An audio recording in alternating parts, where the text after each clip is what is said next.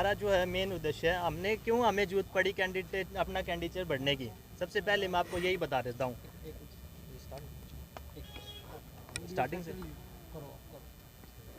आप क्वेश्चन करेंगे वहीं से चलूँ मैं। सबसे पहले मैं आप लोगों को बता देता हूँ क्यों हम लोगों को जरूरत पड़ी अपना कैंडिडेट बढ़ने की, क्यों हमें नामकरण बढ़ने की जरूरत पड़ी। और मैं Sumit Chaudhary, people's party of India की टिकट पे मैं बड़ौदा हल्के से चुनाव लड़ूंगा। तो सबसे पहले इसी मुद्दे बात कर लेते हैं, हमें जरूरत क्यों पड़ी जी। देख लेते हैं क्या बड़ौदा हल्के में देख लेते हैं किस तरीके का, हम पहले ये देख लेते हैं क्या बीजेपी और कांग्रेस ने किस तरीके का एक्सप्लोइटेशन करा है। अभी जब क्या किसानों के मुद्दे पे देख लो आप, कुरुक्षेत्र पीपली में 80-80 साल के बुजुर्ग, उनके ऊपर लाठियाँ चलवा दी इस बीजेपी सरकार ने। मोदी ने लाठियाँ चलवा दी क्योंकि अपर वे तो ही बैठे, उन्होंने लाठियाँ चला दी किसानों के ऊपर।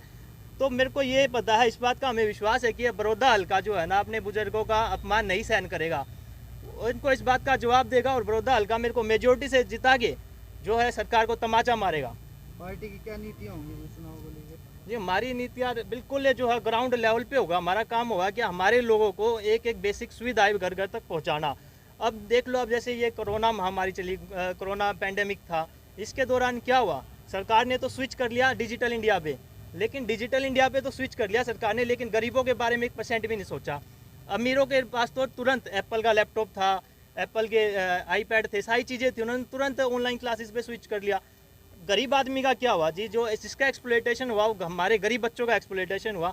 आप आज एक गवर्नमेंट स्कूल में जाके रिसर्च कर लो, आपको एक लैपटॉप वाला बच्चा नहीं मिलेगा प्राइमरी लेवल पे। तो ये जो है सारा इसका मार कौन झेल रहा है जी, गरीब आदमी मार झेल रहा है, सरकार की मार झेल रहा है। और सरकार क्या कर रही है, धर्म के नाम पे लोगों को भड़का रही है, ये हिंदू है, ये मुसलमान है, ये दलित है, इन चीज़ों पे जो है सरकार की राजनीति चल रही है। इस राजनीति को बंद करेगा बड़ौदा हल्का, जवाब देके मेरे को जब मेजोरिटी से यहाँ जिताएगा तो सरकार को एक थप्पड़ मारेगा, उसको काम जो है बड़ौदा हल्का करेगा।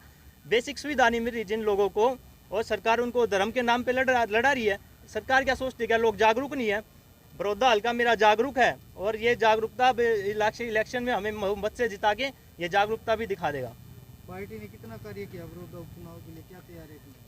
जी देखिए, जो है ये जो आपका क्वेश्चन है कि पार्टी ने तो अपने लेवल पे काम करा है, लेकिन जो क्वेश्चन है ये क्वेश्चन आप अथॉरिटी से पूछो जो पावर में है, जिसके पास पावर है काम करने की। क्या भैया लोगों के हित में काम? मैं आपकी पार्टी की पूछ रहा हूँ, आपकी पार्टी आपको मैं आपके क्वेश्चन पे ही आ रहा हूँ जी, लेकिन आप पहले क्वेश्चन का, आपने जो क्वेश्चन है ना, आपका क्वेश्चन ही गलत था।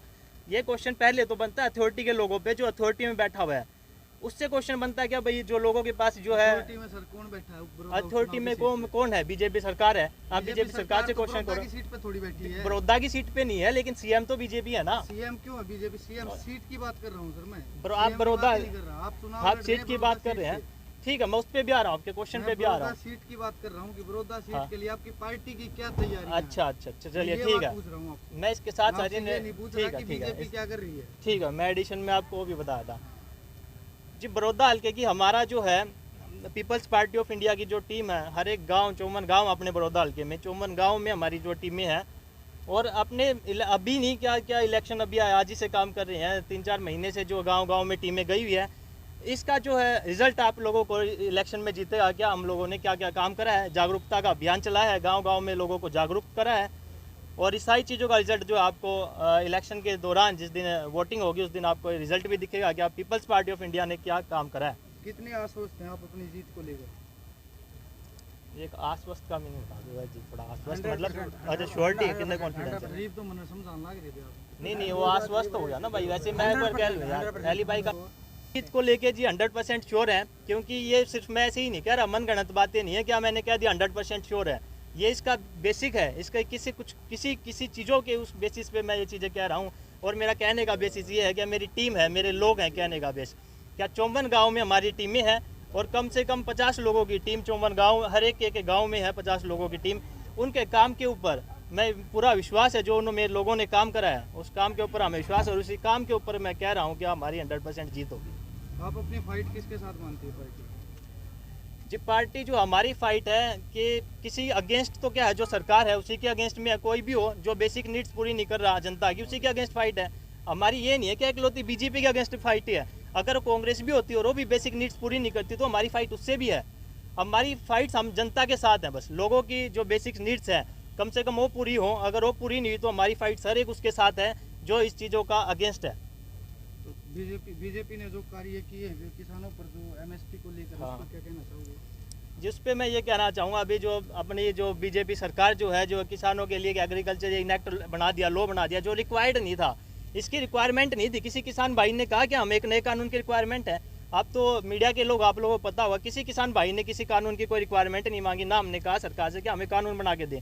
सरकार ने अपनी मर्जी से किसानों के ऊपर कानून बना दिया, जिसमें थोप दिया। एमएसपी का इसमें कोई क्लोज नहीं है।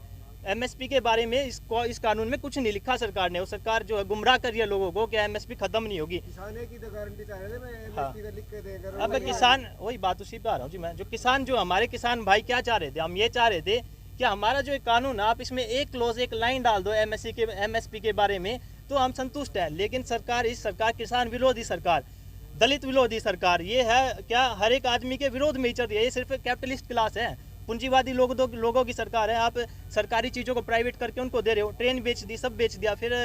और आप जो है, ज्यादा ध्यान दे रहे हैं। हाँ, तो आप हमारा था एमएसपी पे क्या है, कम से कम एमएसपी पे क्लोज हो, जो हमारे किसान भाइयों की डिमांड है।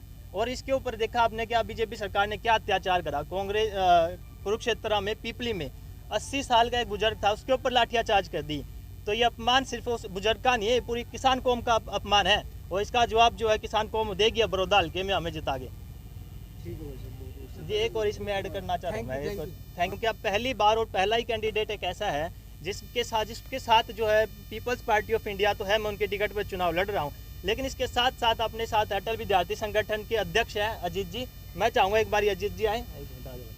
ये अजीत जी हैं, अटल विद्यार्थी संगठन के अध्यक्ष हैं अजीत जी। इनके सैकड़ों कार्यकर्ता हैं। तो पहला ऐसा हुआ है कि एक कैंडिडेट के साथ जो है, नेशनल पार्टी तो है ही हमारे साथ में एक विद्यार्थी संगठन भी, जो हरियाणा का बहुत बड़ा संगठन है, उसके लोग भी हमारे साथ हैं। तो आप देख लो, जिसके साथ युवा है तो उसकी जीत को कोई रोक सकता है क्या? ये तो मैं क्वेश्चन जो है सरकार पे ही छोड़ रहा हूँ। क्या आप इसका जवाब दो, युवा जिसके साथ है उनकी जीत क्या रुक सकती है क्या? तो ये जीत का जो है, ये एक हमने जो आज घोषणा कर दी, और हमारी आप जब वोटिंग होगी तो आप रिजल्ट देखेंगे, क्या हम मेजोरिटी से हमारी जीत होगी। सर, क्या कुछ कहना चाहेंगे आप? पहले तो भाई सुमित को मैं शुभकामनाएं दूंगा, जो पीपल पार्टी ऑफ इंडिया से उनको टिकट मिला है। और मैं मीडिया के माध्यम से बता देना चाहता हूं कि ना तो बीजेपी के पास कोई कैंडिडेट है और ना ही कोई कांग्रेस के पास कैंडिडेट है। अगर उनके पास कोई सॉलिड कैंडिडेट होता तो अभी तक का मैदान में आ चुका होता। और मैं जो मेरी अटल विद्यार्थी संगठन की पूरा संगठन है, पूरा का पूरा समर्थन भाई सुमित को देता हूं। और मुझे एक चीज़ जो लगी है, ख़ास लगी है सुमित जी में, क्योंकि एक पढ़े लिखे और ऑनियर स्टूडेंट हैं और दिल्ली यूनिवर्सिटी से LLB पास आउट हैं, जो देश हित के बारे में बहुत अच्छी तरीके से सोच सकें। और जो ये और पार्टी हैं वो सिर्फ और सिर्फ गुमराह करती हैं, वो पूंजीवादियों की हितैषी हैं। सुमित जो है ऐसा कार्य करके दिखाएगा। अगर उनको एक बार मौका दिया जाता है बड़ौदा हल्के से, बड़ौदा हल्का बिल्कुल पिछड़ा हुआ है। आप यहाँ से जाइए, गोहाना से सफीदो रोड पे जाएंगे तो बिल्कुल टूटा हुआ है। लगभग 15 साल हो चुके हैं उसको, ऐसे परेशानी का बहुत बार तो हादसे हो चुके हैं। आप जहाँ भी जाएंगे आसपास के रोड टूटे हुए हैं। क्या पूरा हरियाणा बीजेपी का नहीं है? सिर्फ माने जाने वो डिस्ट्रिक्ट ही उनके हैं क्या? मैं बीजेपी से एक सवाल करना चाहता हूँ कि बीजेपी किसको अपने साथ लेके आना चाहती है? किसान भी उनसे नाराज़ हैं, दलित भी उनसे नाराज़ हैं, तो वो इलेक्शन में फ़ाइट किस तरीके से करेगी? क्या पूंजीवादी ही उनको जो इलेक्शन जिता सकते हैं? तो उसको एक तमाचा मिलेगा आने वाले इलेक्शन में। बड़ौदा की जो जनता है वो उनको सबक सिखा लाएगी। कितनी वोटों से अपनी जीत मानते हैं? वो मार्जिन ज़्यादा से ज़्यादा रहेगा अपना जीत का।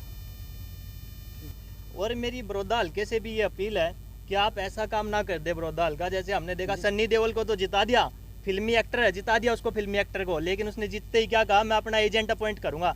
अब भाई तो एजेंट को ही जिता देते, हमने उसको क्यों जिताया?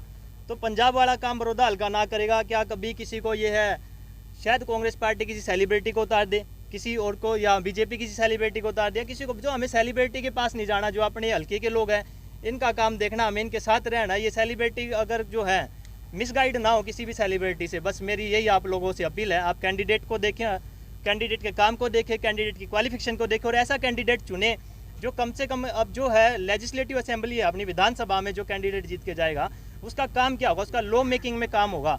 अब जिसको लॉ मेकिंग के बारे में कुछ ज्ञान ही नहीं होगा तो सरकार उसको कैसा भी ड्राफ्ट बना के उसको दे देगी, उसके साइन ले लेगी, पास कर देगा।